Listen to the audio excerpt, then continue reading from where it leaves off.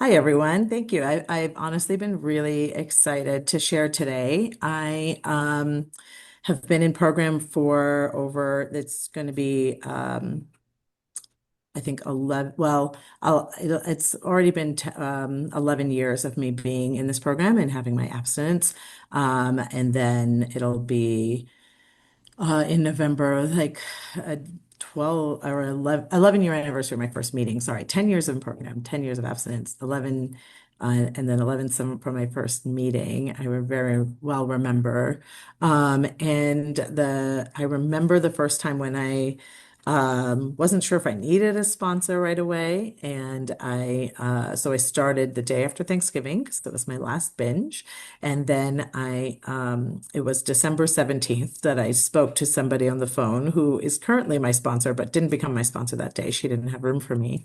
But she said she wanted me to keep calling people until I found a sponsor. And so I was like, okay, I hated making calls, hated doing all the things, but I did and eventually found a sponsor. And then eventually, the same woman who told me to keep making 3 calls a day until I found a sponsor what ended up becoming my sponsor for the last 8 years. And I uh, really, and then I've been able to sponsor so many people through this program, and I'm really excited to share the things that I've learned and the things that I've enjoyed. My favorite things about being a sponsor is number one, it um, keeps my perspective in place of really understanding what it's like to be in different points in your program, to be in the point where you're right in the beginning and you don't know you don't know what's going on, you don't understand anything, you don't understand all these different rules and all these kind of pieces.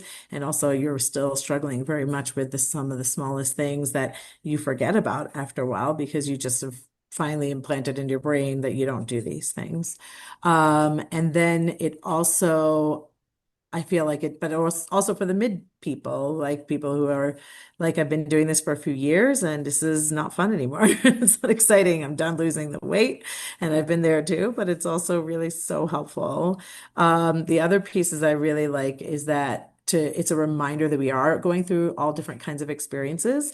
In some ways, I've been very blessed in that I don't have too many obstacles financially or um, mental health wise and things like that. But I do have, family members and I am a mom and I've gone through a divorce in this program. I have done so many different things in this program, and I feel like this is all this program has helped me in so many different ways, but it also helps me realize that there are other people going through this too, and that I can help them along as well when they're going through their pieces. And the final thing is just that feeling of like I am really doing something good in this world. So sometimes when it's like I feel like I'm not doing the right thing or I don't feel so great, I know that my sponsee and I we can have a good relationship and things can go well, then I just, I talk to my sponsees early in the morning. So it's like my morning starts off with that service and it feels so good to start and be there for somebody and just listen. So here's the things though that I wish I had not done in the past that and the things I've learned as a sponsor. I'm going to take a quick sip though. So I wish I had never, one of the biggest things mistakes I remember doing is I wish I'd never told a sponsee that m my abstinence is affected by theirs. So like I've had sponsees who say, who have would pick up over and over again. And I would say, I don't know if I can be your sponsor because this is affecting my abstinence. It really never did. And I think it just, I've learned after so many years of doing this that I didn't need to say that, and I don't need to put extra pressure. My intent, I think, was to put some pressure, honestly, and think that it was actually going to help. But I think instead it created this feeling of fear, and I don't want to invoke fear in other people. I don't want anyone and I don't want to lead by fear, and I don't want them to do this program out of fear. I want them to do it because they are actually feeling the strength and hope of this program. And so I also think it impacted their ability to be honest with me. I had one sponsee who was not absent for months before she told me.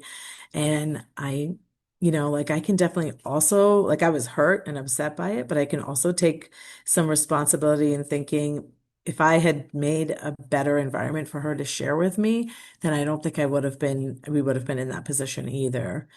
So I think since then, I've always tried to build these relationships with my sponsees that are about openness and honesty and not and really removing a lot of judgment. I wished I had also just done a more strengths-based approach with people in general. Like just I used to say things like we're addicts, we're liars, our bodies are lying to us, our brains are manipulative, and all these things are manipulating ourselves. And I realized like that doesn't make us feel very good and that I needed to shift this kind of deficit thinking. So that because when people walk around thinking they can't trust themselves, it also makes it really difficult to make any decision then, because it's like if your mind is lying to you about food, then what else is it lying to you about? And so I've shifted that more into, like you can trust your brain, you can trust the things that you're saying. We can have conversations about it. And we also know that we are addicts and we do these things and we have these but we have many different identities, not just being an addict, but that one of those personalities, I mean, that are just reminders that these are things that we do suffer with and struggle with together, but that it's not that you're broken. So that brings me to the other thing too, is that I used to use the term normies when I would refer to people who didn't have food eating issues or food issues. And I would just describe like my partner, like, oh, like they're a normie and they can eat whatever they want. They can put something back in the pantry and forget about it. And I can't do that.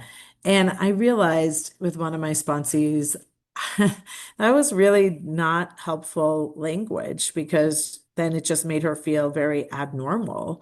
And so I don't use that language anymore. And I think about how, like, and so when she starts to go into these worlds of, like I wish I could be like everyone else or wish I could, and these kind of people like we talk instead about how the power that comparison has on us and how we don't need to compare ourselves to everybody else and everyone else is their own journeys and experiences and it's not necessary to put yourselves in these places of like comparing yourself.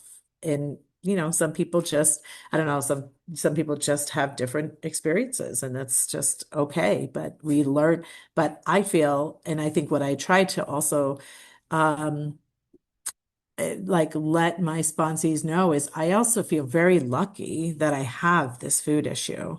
I feel so lucky that it's because this food issue has given me this program, and this program has helped me with more than just my food issue. And that's one of the things that I find so helpful to help my sponsees through things is this is a huge gift, not just like because it's not just been about the food.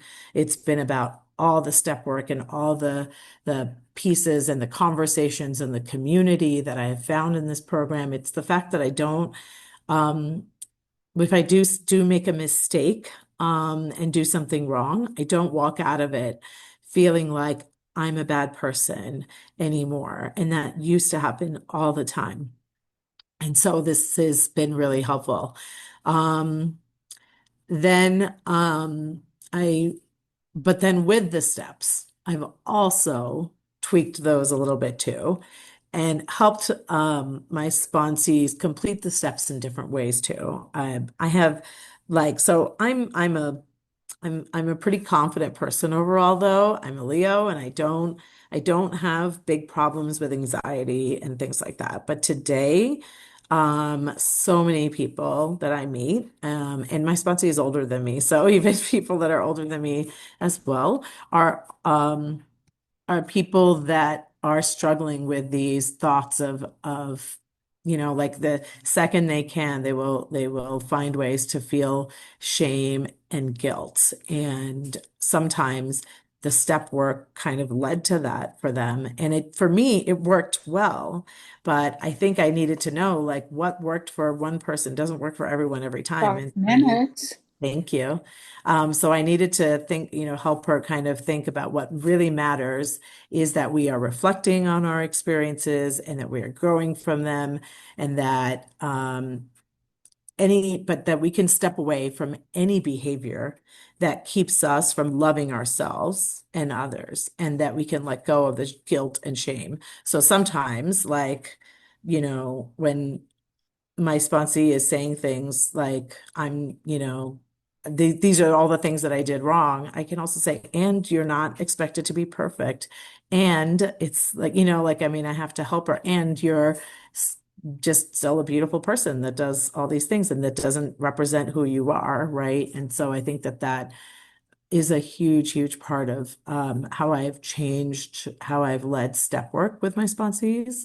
Um, and especially that part of like, just, I think that there are so many times that this program has worked for me because I needed someone to tell me, and I needed to learn, like, sometimes you're wrong. And it's, and there's a Brene Brown quote that I love that says, I'm not here to be right, I'm here to get it right. And that is is such a big piece of how I think, help my sponsees a little bit in thinking what to do next. Like, you don't need to be right, but then also you don't need to feel shame. You don't need to feel guilt if you have, like, if you messed up, like you can, like, we are just all people. And so when she tells me that she's broken, her abstinence, like, we have a really, really rich conversation every time about it. And it's not, I don't talk to her and say, what did you do? Why did you do that? What did you do wrong? But instead, I'm like having these conversations of like, let's talk about some of the resentments that might have been there for you. And like, let's see if we can break through them. And, like, let's just like, but it's like a really beautiful exchange of like, it's not always a bad thing to have your abstinence broken. We're learning every time you break your abstinence too. And we're learning each time you do that what we need to work on next. And so it helps her so much because I think she's probably wanted to leave program 3 or 4 times. And I'm not convincing her back. I'm like, you can do what you want to. And she's always worried that I'm going to leave her. And I always say I could leave for a million reasons. Like, a bus could hit me, or I could just decide I don't want to be in OA anymore, or lots of things can happen. And you don't have to take responsibility for that piece. I'm here for you one day at a time to support you and help you through these things. And without me, you'll also be okay. These are not things that you have to do alone. And that's it. So I think I probably just have like a minute or two left. So I'll just say, like, what I do now is I lead the steps in a way that are and lead my sponsorship with my sponsees in a way that I'm helping them let go of shame and guilt and any behavior that keeps them from loving themselves.